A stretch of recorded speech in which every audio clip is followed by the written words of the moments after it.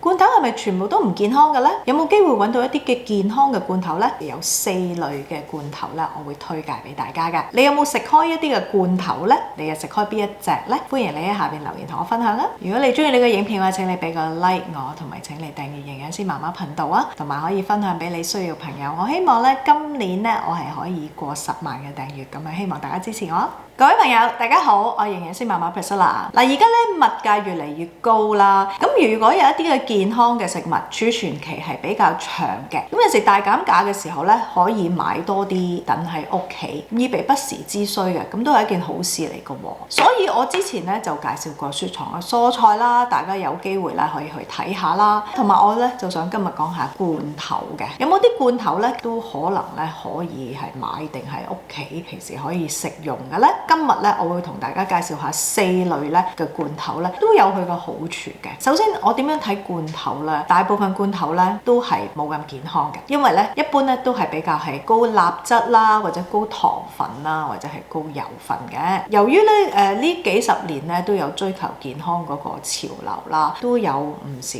嘅健康嘅罐頭咧可以俾消費者選擇嘅。不過大前提咧就係大家需要係睇標籤啦。嗱，其實一般嚟講咧，罐頭咧，我會係將佢分開2大類㗎。第一類咧係屬於佢係一啲已經係差唔多可以即食就咁加熱可以食用嘅，譬如啦，好似一啲豆豉鯪魚啊，或者我哋有啲豆豉青魚啊、午餐肉啊，或者一啲嘅加工肉類啊，呢一類咧都差唔多你開咗個罐咧加熱咧就可以係食嘅。通常呢一類咧嗰個鹽分啊，即係個鈉質嘅含量咧就會比較高嘅，所以呢一類咧大家咧係要好小心嘅。今日我推介嘅罐頭嘅類別咧，就係比較係屬於佢係一個原材料，你可以攞嚟咧係再做一啲唔同嘅菜式嘅，因為佢都預咗你要繼續去煮食啦。好多時候咧個味道咧就未必一定係會加咗好多嘅鈉質嘅，所以今日我都會介紹翻一啲基本嘅食材啦嘅罐頭啦。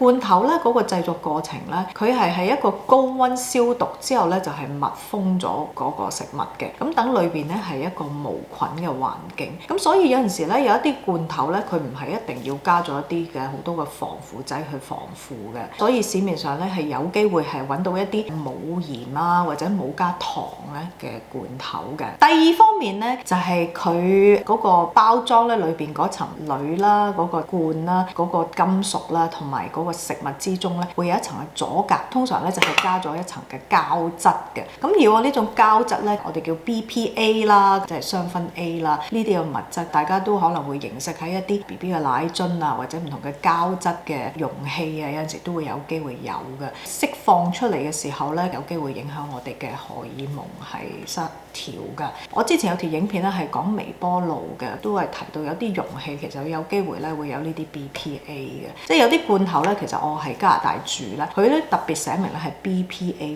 free 嘅，嗰啲罐頭咧你就可以特別放心啦。近幾十年咧，嗰啲嘅 BPA free 嘅罐頭咧都越嚟越多。咁咧有抽樣調查啦，喺美國咧製造嘅一啲嘅罐頭食品啦，90%以上咧都已經係 BPA free 嘅啦。大家身處嘅國家啦，咁你要睇翻咧，你考慮買嗰罐頭啦，嗰個品牌啦係咪優質啦？佢會唔會考慮埋呢一啲嘅因素啦？好似我自己啦，我就會考慮，譬如可能一啲美國嘅一啲嘅大嘅牌子啊，美國製造，佢跟隨呢一啲嘅 BPA free 啊呢啲嘅考慮咧，亦都會係高一啲嘅。咁我哋而家咧就入去超市嗰度去睇下。首先我哋睇下罐頭豆先。豆咧係一個非常之營養豐富嘅食物嚟㗎，佢係有植物蛋白啦，咁可以取代肉類啦，同埋亦都有一啲嘅高嘅鐵質啦，咁同埋你有纖維啦，咁所以咧係非常之營養豐富㗎。咁我都而家咧 plant-based diet 植物性飲食咧，多啲食豆少啲食肉咧，係一個好嘅一個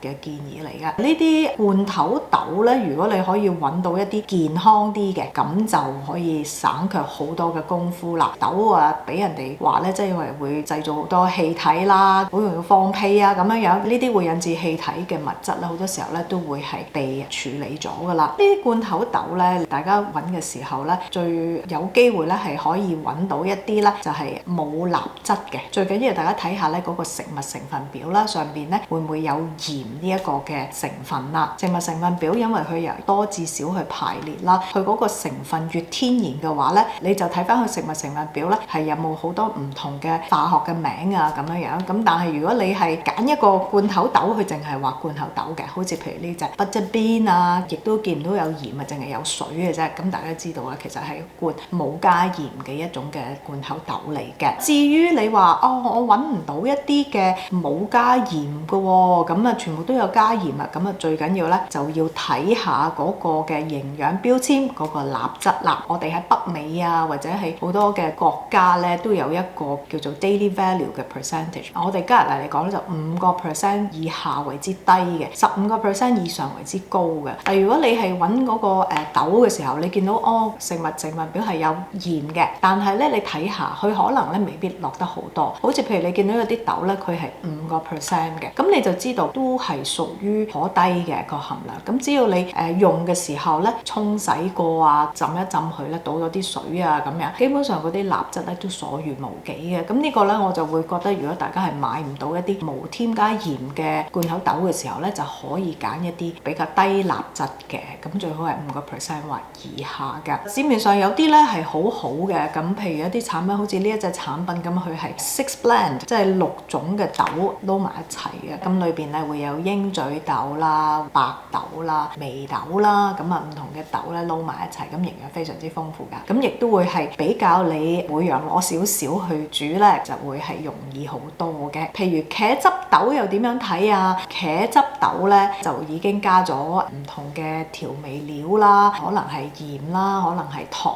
啦。以往嚟講咧，呢啲 baked beans 茄汁豆咧，其實係一個早餐一個好嘅食物嚟嘅。不過咧，大家睇嘅時候咧，都揀一隻比較最低鹽啦。好似呢一隻鈉質比較係高啲咧，其實因為佢同時又加第啲嘢嘅。如果你揀到一隻茄汁豆咧，鈉質咧都唔係太高嘅，少量咁樣食咧都可以係一個選擇嚟嘅。點都會健康過咧，你食一條嘅香腸啊或者午餐肉嘅。嗱，呢一啲嘅豆咧，大家可以用嚟係整沙律啊，咁都係非常之方便嘅。第二類嘅健康嘅罐頭咧，就係一啲嘅罐頭魚啦。罐頭魚咧就唔包我頭先講嗰啲豆豉鯪魚啊，一啲添加咗好多調味料嗰啲嘅魚嘅，譬如罐頭三文魚啊，或者罐頭吞拿魚啊，其實咧都有佢個好處㗎。譬如咧好多呢啲罐頭魚，好似三文魚啊，裏邊嗰啲骨咧就會經過去處理咗之後咧，其實都會係可以食得到嘅，係一個鈣質嘅來源啦。當然咧，除咗鈣質之外，佢亦都會有奧米加3脂肪酸啦。咁呢啲罐頭魚咧，可以係揀到一啲冇鹽啦 ，no salt added 啦，國外咧都容易揾得到嘅。如果唔係，都係睇下個標籤，揀一隻最低鈉質嘅。呢啲罐頭魚啦，可以用嚟整三文治啦，或者可以用嚟整意大利粉啊，都係平時屋企咧就冇乜肉喺度咧，呢個都係一個好嘅蛋白質嘅選擇嚟㗎。以往咧好多時候咧都話要揀水浸嘅吞拿魚啦，就唔好揀油浸啦。咁呢個咧係一個熱量嘅角度去出發嘅。不過而家咧有啲罐頭魚咧，佢可能咧浸咗喺一啲嘅橄欖油裏邊，嗰啲油咧都未必一定係好差嘅。反而咧水浸嘅吞拿魚咧，大家就要小心咧，佢裏邊咧會唔會有一啲嘅鈉質咧就會非常之高啦。第三類咧比較健康嘅罐頭咧，就係番茄罐頭啦。咁可以係一啲嘅番茄醬 tomato sauce 啦，或者一啲嘅番茄碎啦 diced 嘅 tomato 啦。點解呢啲番茄嘅罐頭咧係比較好咧？番茄咧就係有啲嘅番茄紅素啦，對預防咧乳癌同埋前列腺癌咧係會有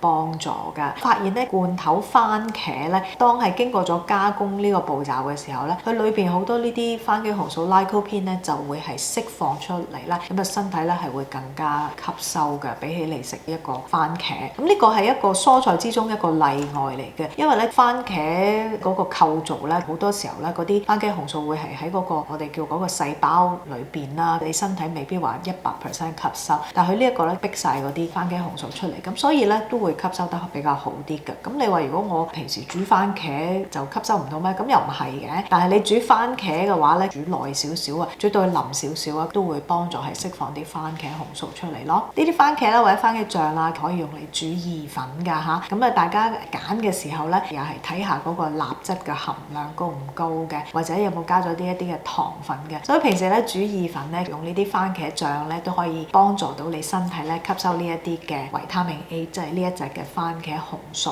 嘅。番茄紅素咧對我哋嘅皮膚啊，對我哋嘅抵抗力啊，都係有好處㗎。第四類咧，大家可以考慮嘅咧，就係一啲嘅罐頭嘅蔬菜啦。如果你問我咧，罐頭蔬菜好啲啊，定係雪藏蔬菜好啲咧？咁雪藏蔬菜咧一定好啲嘅，因為雪藏蔬菜咧唔需要加一啲嘅防腐劑啦，咁去保存啦。但係罐頭一般嚟講咧，好多都會加咗嘅。而家咧，大家去揾下都會睇到可能有一啲冇添加鹽嘅一啲嘅粟米粒啊，或者冇添加鹽嘅一啲嘅蔬菜。即係如果你嗰隻需要嘅蔬菜你揾唔到雪藏，亦都揾唔到新鮮嘅，有罐頭嘅無添加鹽嘅，都可以係一個考慮嚟嘅。好似我屋企咁樣咧，會有一啲嘅罐頭嘅蘑菇喺度啦。平時咧煮意大利粉啊，咁啊加啲蘑菇落去啦，或者整個炒肉啊咁樣，咁其實又加翻少少菇類啊，咁都可以咧增加翻嗰味餸嘅纖維咯。所以罐頭嘅蔬菜咧，其實咧大家都按照翻個原則咧，就係睇下個食物成分表嗰度咧有冇加鹽或者加糖啦。咁至於罐頭水果係咪適合咧？罐頭水果咧一般係浸喺一啲嘅 syrup， 可能係 heavy syrup 就最高糖啦，或者 light syrup 啦，或者浸喺個 juice 嘅。佢浸果汁咧，糖分咧係比浸喺糖